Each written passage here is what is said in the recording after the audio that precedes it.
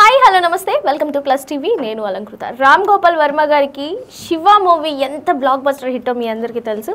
So Nagarjuna గారికి అవ్వచ్చు, at the same time Ram Gopal Varma గారికి అండ్ అలాగే ఆడియన్స్కి కూడా ఇప్పటికీ కూడా శివ రిలీజ్ అని అంటే అందరూ తెగ ఉత్సాహపడిపోతున్నారు అనమాట. మనకి November 14th రిలీజ్ ఉంది కాబట్టి ఆ విషయాల గురించి అయితే మాట్లాడుకుందాం. హాయ్ సార్, నమస్తే. నమస్తే. శివ రిలీజ్ అసలు ఆ చైన్, ఫస్ట్ శివ అంటే గుర్తొచ్చేది చైన్, సైకిల్ చైన్. మీకేం గుర్తొస్తుంది శివ అంటే? నాకు యాక్చువల్గా రామ్ గోపాల్ వర్మ సినిమాలో అండ్ అన్ని సినిమాలో నాకు బాగా నచ్చిన సినిమా ఏంటంటే కథా screenplay Appalaraju. Okay. Why because ఇప్పుడు ఇండస్ట్రీలో జరిగే సిచ్యువేషన్ అప్పుడు చెప్పాడు దాంట్లో. అంటే వెనకాల కుళ్ళు కుతంత్రాలు ఎలా ఉంటాయి.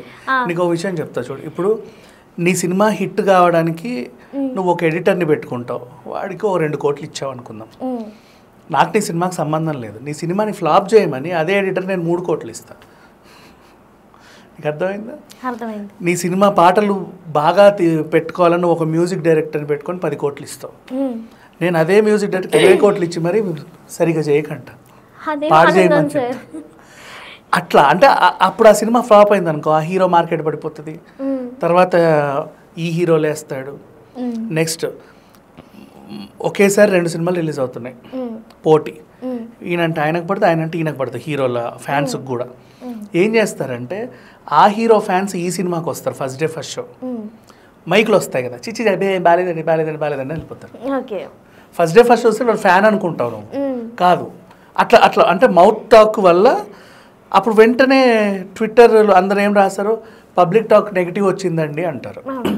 తర్వాత చూసి అరే బాగానే ఉంది కదా, ఎందుకు బాగాలేదన్నారు వీళ్ళని మెల్లిగా అట్లా వెళ్ళిపోతూ ఉంటుంది. సేమ్ లైక్ కాంతారా, దేవరా, పుష్ప, ఇట్లాంటి సిచ్యువేషన్స్ అన్నీ ఆయన అప్పుడు చెప్పాడు. అందుకు నాకు దాన్ని రిలీజ్ చేస్తే బాగుండు అనిపించింది. నవ్వు ఎందుకు ఈ ఎగ్జాంపుల్ చెప్పానంటే, శివ లాంటి ఒక సినిమా ఇప్పుడు రిలీజ్ అవ్వాల్సిన సినిమా. ఈ జనరేషన్లో ఇప్పుడున్న కైండ్ ఆఫ్ సిచ్యువేషన్స్ అండ్ ఆ మాస్, ఆ ఎలివేషన్స్ అవన్నీ కూడా ఇప్పుడు చూస్తున్నాం మనం. ఆయన అప్పుడు చెప్పాడు. అంటే లైక్ కొంతమంది ఆప్టిమిస్టిక్ పెసిమిస్టిక్ వ్యూస్ ఉంటాయి కొంతమంది డైరెక్టర్స్కి. లైక్ ఆరెంజ్ మూవీ లాగా సార్, అప్పట్లో ఫ్లాప్ ఇప్పట్లో హిట్ 100 సార్లు చూస్తారు ఆ సాంగ్స్. కలేజా అని ఏమంటమ్మా? కలేజా థియేటర్లో ఒకటి పట్టించుకోవాలా, టీవీలో వేస్తే వేసిన ప్రతిసారి చూస్తాడు. 2500 సార్లు టెలికాస్ట్ అయిన సినిమా అది. అయినా అండ్ చాలా మేమ్స్ గేమ్స్ అన్నీ ఉంటాయి దానిపైన. అలాంటి సినిమా రిలీజ్ చేస్తే మళ్ళీ 10 కోట్లు వసూలు చేసి, అదేదో అప్పుడే చేసి ఉంటే నిర్మాత ఎంత బాగుండేవాడు. సో ఇట్లా కొన్ని ఉంటాయి. ఇంకొక డౌట్, ఇప్పుడు రిలీజ్ చేస్తే సేమ్ అదే నిర్మాతకి వెళ్ళవా సార్ అమౌంట్?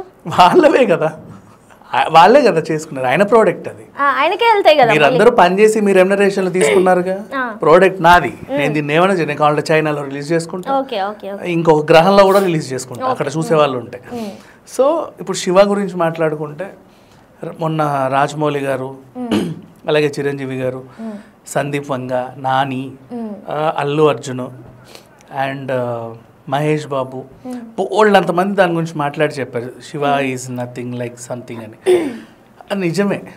అండ్ అమల గారిని ఆ రోజుల్లో పెట్టేసి హీరోయిన్స్కి కూడా అంత ఇంపార్టెంట్ క్యారెక్టర్స్ ఇప్పుడు ఇస్తున్నారు.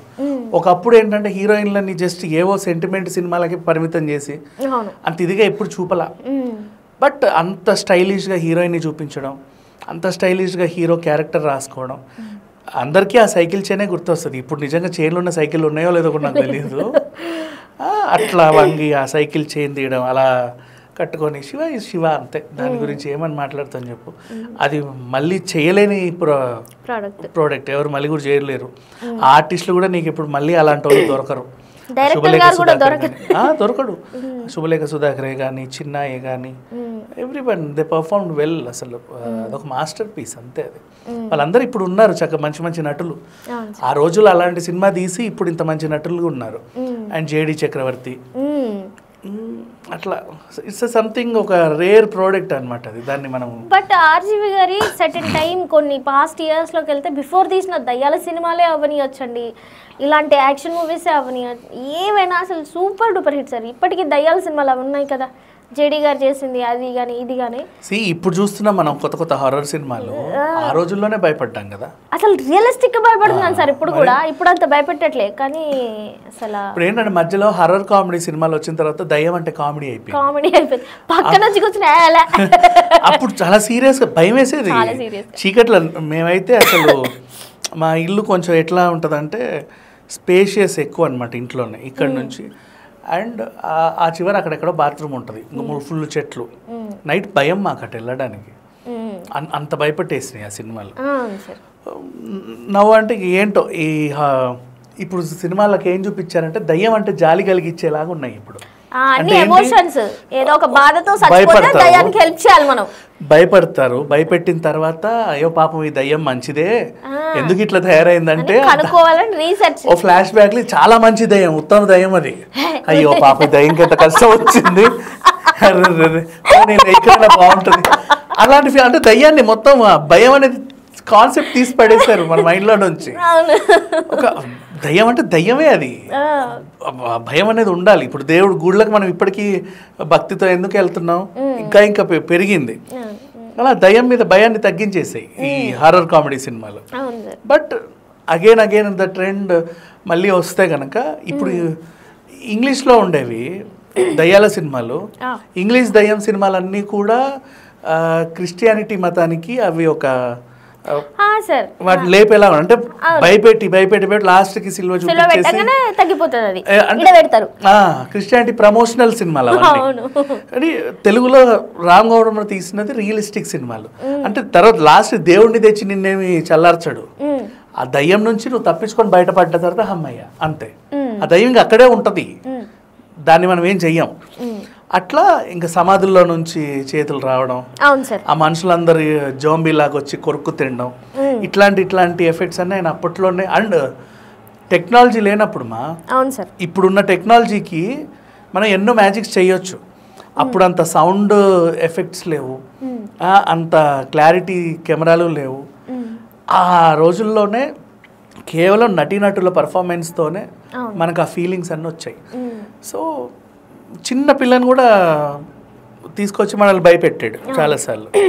సో వర్మ ఈజ్ వర్మ నాకు ఎప్పటికీ ఇష్టమైన, చాలా దేశం గర్వించదగ్గ దర్శకుల్లో మన దగ్గర రామ్ గోపాల్ వర్మ, మణిరత్నం, సంజయ్ లీలా బన్సాలి చాలా రేర్గా ఉంటారు ఇలాంటి వాళ్ళు. సో నాకు ఇష్టం చాలా. Okay sir.